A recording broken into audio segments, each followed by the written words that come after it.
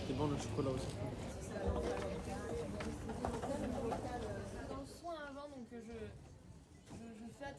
Allez, vous avez droit à une marge d'erreur, mais les 13 desserts, c'est quoi? Vous venez acheter le gibassier chez moi et il y a la liste des 13 desserts derrière. Ce n'est pas une liste exacte. Il n'y a que les mendiants qui ne bougent pas, qui représentent des ordres religieux. Après, tous les autres desserts, ça dépendait un peu de la situation géographique en Provence et de la noblesse des gens. Hein. Voilà. Après, on peut mettre des fruits, on peut mettre... Regardez le calisson, on met le calisson aujourd'hui, c'est nouveau, ça n'existait pas avant. Hein, voilà. C'est une tradition moderne d'après les historiens. Hein. Les 13 desserts, vous êtes capable de m'en citer quelques-uns? Ah, ben bien sûr. Voilà, c'est tout là, regardez. Non, sans lire la liste. Voilà. Hein. Ah non, sans lire la liste. Les noix, les noisettes, les amandes, le melon confit, les calissons. Qu'est-ce qu'il y a encore Non, mais après, je vais l'interroger lui, vous inquiétez pas. Non, mais il connaît. Voilà, les fruits, pommes, poires, clémentines. Il y en a qui rajoutent le melon confit, mais c'est pas obligé tout ça. La pomme, le gibassier. La fabrication du gibassier. Ça c'est un secret. Ça ne se transmet pas. C'est un dessert de Noël qui fait partie des 13 desserts.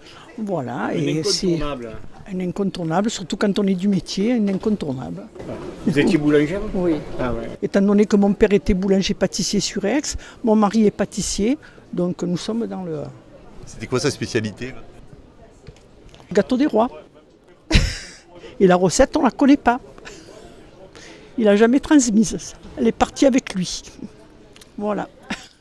Ce qui est un honneur pour moi, c'est quand d'anciens professionnels et beaucoup d'anciens boulangers, pâtissiers d'Aixois et même pâtissiers actuels viennent chercher le gibassier chez nous, quoi. Donc ça, c'est une sacrée reconnaissance, oui, bien sûr, bien sûr.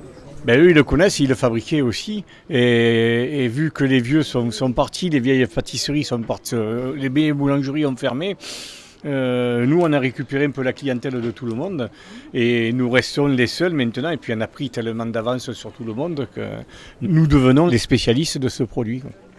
Avec beaucoup d'humilité. Je m'appelle Isabelle, j'habite Martigues et je viens chaque année au marché des 13 desserts à Aix parce que c'est un incontournable. J'achète des chocolats à l'huile d'olive qu'on ne voit nulle part ailleurs et j'achète le gibassier que j'adore. C'est quoi le gibassier pour ceux qui ne connaissent pas? C'est une pompe, c'est très méditerranéen, fait avec de l'huile d'olive. Il faut demander au monsieur, il vous a donné des détails. Au goût, c'est excellent, c'est pas sec, c'est très bon. Le gibassier, c'est l'appellation provençale et la pompe à l'huile, c'est la traduction, c'est la traduction française, quoi, hein. Donc pompe à l'huile d'olive en français, loup gibassier en provençal. Après, il y a différentes recettes. Il y en a qui les font en brioche, d'autres qui les font à l'anis, d'autres qui les font... Il y en a même qui le font au beurre, vous vous rendez compte? On est en Provence quand même, faut pas déconner. La tradition, c'est à l'huile d'olive, quoi, hein. Et après, zeste d'orange, zeste de citron pour Aix-en-Provence. Mais après, quand vous allez un peu plus sur Marseille ou Salon de Provence, c'est surtout l'anis. Dans le Luberon, on va la faire très sèche. En fait, c'est la même polémique entre le bar et les loups, et le pain au chocolat et la chocolatine, quoi. On mange la même chose, mais c'est des appellations différentes. La différence, c'est la recette que chacun... Regardez, la maison Béchat, ils les font en brioche. Vous allez du côté, je vous l'ai dit, du côté de Céreste, on va les faire très secs à la cassonade, ainsi que dans le Luberon. Chacun a sa recette, chacun a sa façon de faire, comme la daube, comme la bouillabaisse. Hein, voilà. C'est votre recette ou c'est un héritage? C'est un héritage, c'est l'héritage. Enfin, on avait une boulangerie à la rue Esparia avec le gibassier. Et quand on achetait le magasin, on achetait le magasin et la recette. Et ça donc on est monté jusqu'aux années 1900. Hein. Donc c'est une très très vieille recette. Après il faut arrêter.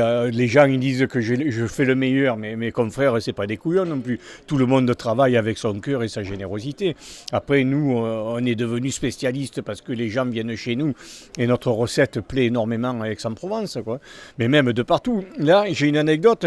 Il y a la maman du boss du Charles de Gaulle qui est venu m'acheter un gibassier pour l'envoyer à son fils pour qu'il fête Noël avec un gibassier en pleine mer. Bon, c'est quand même magique, quoi. Et puis j'en ai des anecdotes comme ça. Un client qui m'a appelé de Tahiti en me disant une année, le 24, je suis sur la plage en train de manger un gibassier, quoi. Voilà, c'est des anecdotes, on en a en pagaille, hein. Les 13 desserts, c'est quand même l'artisanat. Je dis bien artisanat. Mais c'est que des artisans, c'est choisi sur le volet. Il faut fabriquer soi-même, être du pays d'Aix et faire des produits de Noël. Donc vous pouvez venir au 13 desserts. Vous trouverez tout ce qu'il vous faut dans l'artisanat. Et ça fait venir même des gens de Martigues. Oui, originaire de Lorraine. Et j'aimerais bien acheter mon gibassier. Alors on peut plus là, les trop impatients. Exprès pour ça. Vous allez manger avec qui alors? Je le mange souvent toute seule au petit déjeuner. Mon conjoint un peu au régime, il n'a pas trop le droit d'en manger, donc j'achète pour moi. Et vous les faites l'ensemble des 13 desserts ou une partie? Tous. Ah oui. Tous. Et votre préféré? Je suis très gourmande, alors bon, tout, j'aime tout. Le gibassier, la bûche, tout, voilà, tout, j'aime tout. Les calissons, voilà.